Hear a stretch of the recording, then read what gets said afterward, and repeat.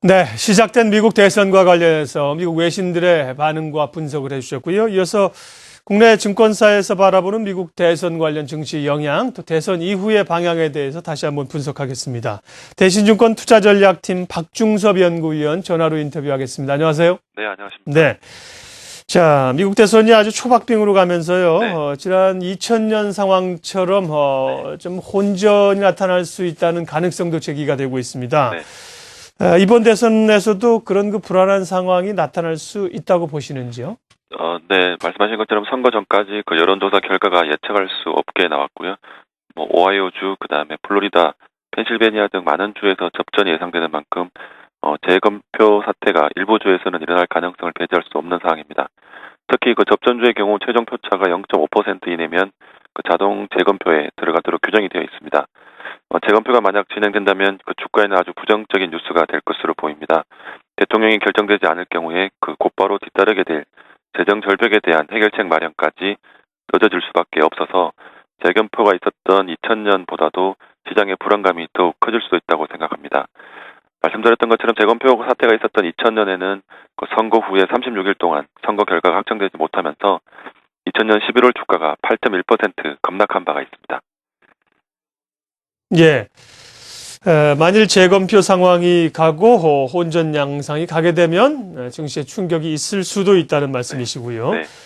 어떤 후보가 되든 이 재정 절벽이라는 문제를 해결을 해야 되지 않습니까? 예. 이건 어떤 방향으로 흘러갈 것 같습니까? 예, 어느 후보가 되든 그 재정 절벽 문제는 다시 시장의 우려를 좀 낳을 것으로 보입니다. 오바마 대통령이 연임에 성공하더라도 공화당이 다수당인 하원과 의견 대립이 심해서 재정 절벽을 상쇄할 만한 법안이 연말까지 나올 수 있을지 의문스럽습니다. 또 공화당의 그 롬니 후보가 당선된다고 하더라도 물론 의회와 그 합의 속도는 빨라지겠지만 공화당이 현재 그 강력한 긴축 재정을 추정하고 있어서 금융시장은 통화와 재정 정책 후퇴에 따른 경기 하강 우려를 경험하게 될 것으로 예상이 됩니다. 미국 경제를 다시 마이너스 성장으로 끌어내릴 위험이 있는 재정 절벽을 그대로 방치할 가능성도 낮지만 공화당과 민주당의 의견 대립이 심하다는 점을 감안하면 근본적인 대책을 연말까지 마련하기는 좀 어렵다고 보이고요.